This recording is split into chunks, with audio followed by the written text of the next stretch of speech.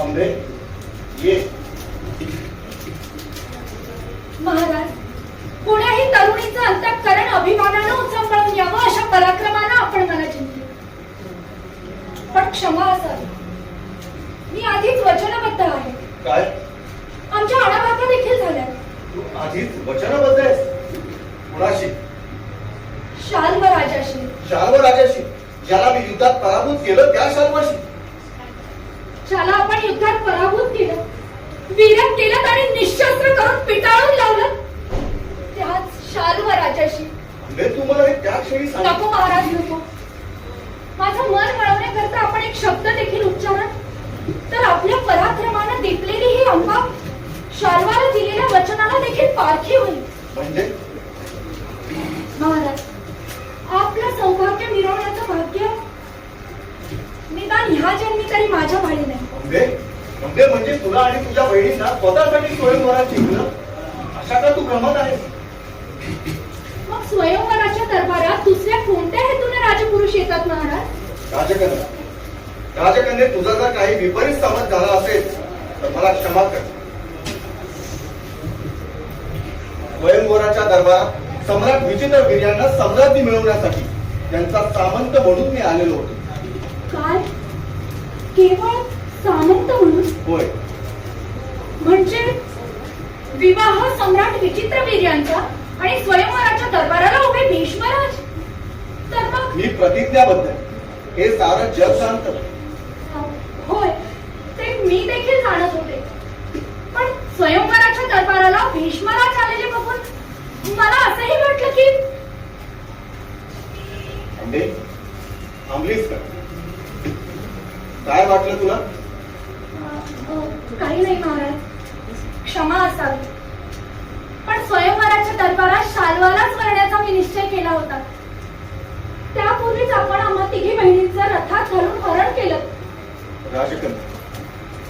राजकन्ये, ही गोष्ट जर मला आधी कळली असती तर निदान तुझ्या डोळ्यात देखत तरी शाल्वाची इतकी दैना मी खात्रीनं होऊ दिली नसती. शाल्व माझ्याशी तितका प्राणपणानं का झुंजत होता हे आता मला उमगलं. महाराज, कुमारिकेचं मनोरथ, प्रणयिनीचं उद्गत आपण जाणता. मी आपल्या समोर सारं सत्य कथन केलंच आहे. तरी आपण माझी शाल्वाकडे मोठ्या उदार मनानं पाठवणी करावी अशी मी आपल्या पुढे प्रार्थना करते. आंबे, महाराज, आपण धर्मज्ञ आहात. स्वयंवरात माझं हरण करून आपण माझे स्वामी झालात. मी आपल्या पाया पडते, पदर पसरते. मला एवढी भीक घाला. माझी पाठवणी शाल्वाकडे करा.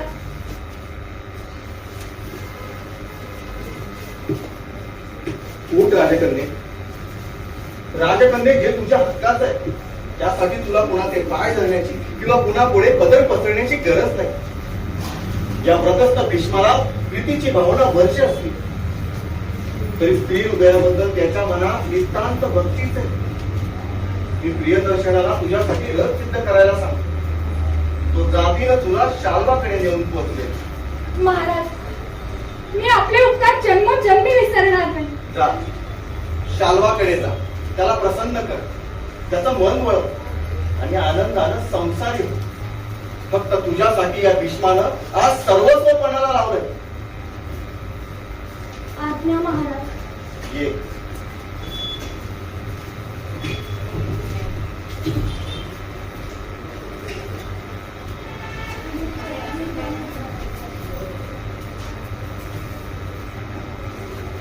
हे वृद्ध कपी, हे राजर्षी, तू धर्मज्ञ आहेस, तू सत्यसंध आहेस, तू प्रतिज्ञाबद्ध भीष्म आहेस. देवव्रता, भीष्मानं वेढलेल्या देवव्रता खरं सांग. शाल्वाच्या भाग्याचा तुला हेवा तर वाटत नाहीये ना? आई गंगाबाई माते मला बळ दे, मला सामर्थ्य दे, मला जळू दे, मला वाढू, मला शुद्ध हो. तेच पिकू, तसं माझं मन देखील पिकू दे. आई गंगाबाई माते, मी प्रार्थना करतो तुझी, मला बळ दे.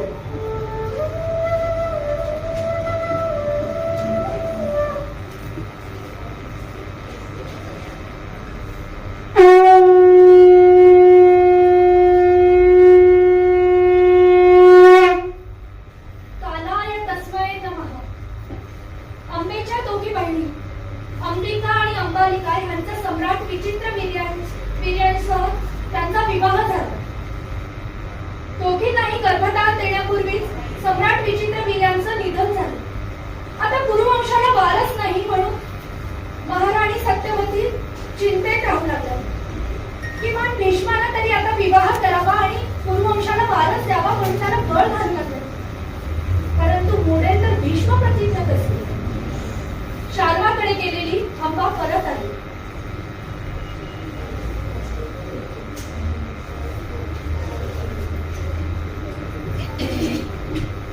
महाराज, अंबे, तू पुन्हा इथं?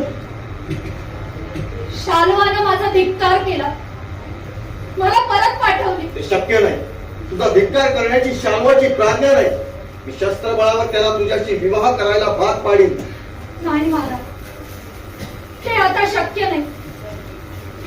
आणि आता शाल्व जरी विवाहाला सिद्ध झाला तरी ही अंबा त्याच्याशी कालत्रही विवाह करणार नाही. काय झालं अंबे? मी शाल्वाचे पाय धरले, त्याची प्रार्थना केली, तर परोपकाराने समजावून सांगितलं की केवळ अज्ञानापोटी भीष्म राजानं माझं हरण केलं होतं म्हणून. पण त्यानं माझा एक शब्द देखील ऐकून घेतला नाही. उलट मला म्हणाला. काय म्हणाला? मला म्हणाला, तू माझी दुर्भाग्य विधात्री आहेस. तुझ्यामुळे माझी इतकी विटंबना झाली. भीष्माच्या रथात बसून भीष्माचा पराक्रम तू प्रणयिनीच्या नजरेनं बघत होती. असत्य, हे धादांत असत्य म्हणून तू शाल्वाला का नाही सांगितलं? महाराज, तुझ्या आयुष्यात अंबेनं कधीही असत्य वर्तन केलं नाही. मग आता शाल्वाला तरी खोटं काय म्हणून सांगू? हे म्हणजे तू? महाराज, झालं घडलं याचा मला खेद नाही. शाल्वच मला म्हणाला, जा, मी तुझा स्वीकार करू शकत नाही. ज्यानं तुला युद्धात जिंकली त्या भीष्माशी जाऊन विवाह कर. अशक्य, सर्वथा अशक्य. अशक्य काय म्हणून? धर्माच्या वल्गना करणाऱ्या भीष्माला धर्माचं पालन केलंच पाहिजे. महाराज, स्वयंवरात जिंकलेल्या हरण केलेल्या कन्येचं पाणीग्रहण स्वतः करावं ही धर्मनीती आहे. ह्याची जाणीव मी आपल्याला करून देण्याची गरज पडावी का? अंबे, मी प्रतिज्ञाबद्ध आहे. मी तुझ्याशी कदापि विवाह करू शकत नाही. महाराज, आपण धर्मज्ञ आहात, थोर मनाचे वीर पुरुष आहात. स्वयंवरात माझं पाणी ग्रहण करून आपण माझे स्वामी झाला. मी आपलं मन जाणते, आपणही माझं मन जाणता. महाराज, मी आपल्या पाया पडते, पदर पसरते. मला एवढी भीक घाला, माझा स्वीकार करा. वेळे मुली हे जर शक्य असते तर त्यासाठी तुला या भीष्मापुढे पदर पसरण्याची का गरज पडली असते? अंबे, तुझ्या तेजामुळे देव सुद्धा दिसतील. पण हा भीष्म तुझ्या पुढे नतमस्तक होईल यात नवलते का?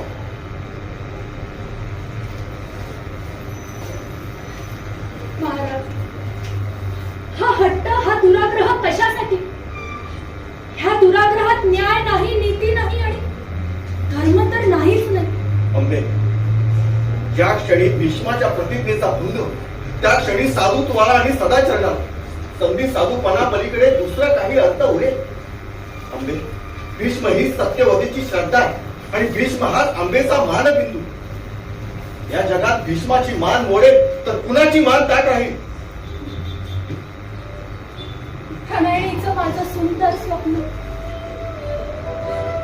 संसाराबद्दलची माझी सगळी अभिलाषा आपल्या एका कठोर नकारानं भस्मसात झाली. त्या सासरण्याबाहेर अशी मी निराश्रित होणार. महाराज, निदान ह्या दुर्लौकिकापासून वाचण्यासाठी तरी आपण माझा स्वीकार करावा. अशी मी निराश्रीपणानं पुन्हा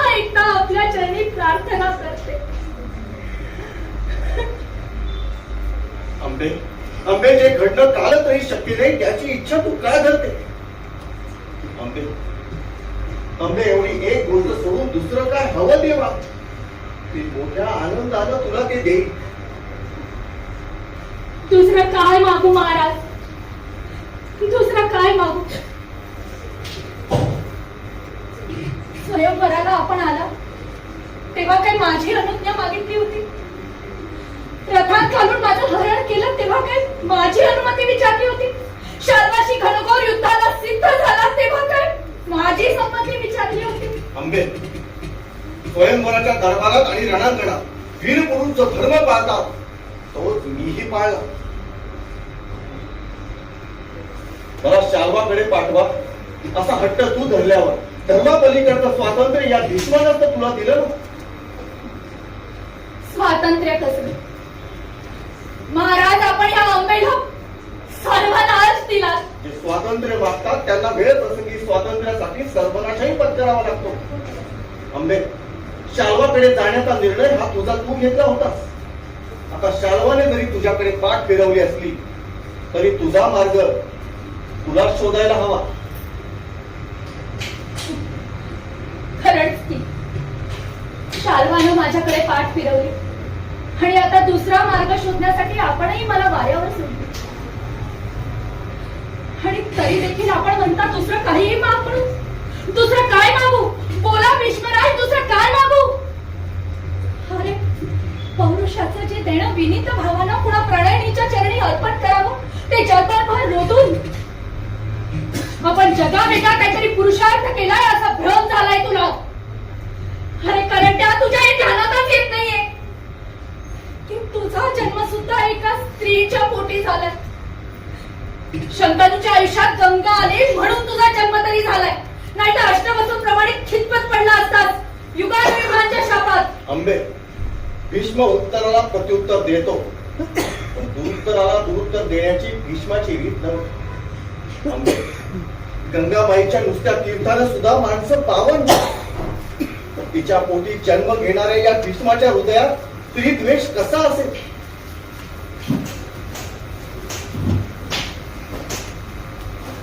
अंबे, अंबे, स्त्रीत्वाबद्दल नितांत आदर असणाऱ्या अंतःकरणातच भीष्म प्रतिज्ञा जन्माला येते. अंबे, पुन्हा एकदा सांगतो, शांत चित्ताने ऐक. जी तुझी मागणी ऐकून एकेकाळी हा देवव्रत हर्षभरीत झाला असता ती तुझी मागणी या व्रतस्थ भीष्माला मात्र कधीच मान्य करता येणार नाही. अंबे, एवढी एक गोष्ट सोडून दुसरं काय हवं ते माग. दुसरं काय मागू? आणि काही मागायचं तर तुझ्यासारख्या कर्मकरिकाकडे कशाला मागेन? काही मागायचं तर त्यासाठी मी उमेसारखी खडतर तपश्चर्या करीन, तुझ्यापेक्षाही उग्र व्रत आचरीन आणि महादेवाला प्रसन्न करून घेईन. निष्पाप मालिनीचं जीवन उद्ध्वस्त करणाऱ्या भीष्मा, तुझा सूड घेण्यासाठी मी प्रणालीसारखी आतुर झाले. ते मला तुझं मरण. शाल्वाला जसा रणांगणातून विरत करून पळायला लावलं तसा माझ्या रथापुढे तू कधी एकदा जीव मुठीत घेऊन पळताना तुला बघीन असं मला झालंय. ते मला तुझा पराभव. रणांगणात तू शरपंजरी पडावास आणि तुझ्या डोळ्यात एखाद्या कुरुवंशाचा कुलक्षय झालेला पाहावास असे ह्या कुमारिकेला डोहाळे लागले. ते मला तुझा कुलक्षय दे. तथाच अंबे,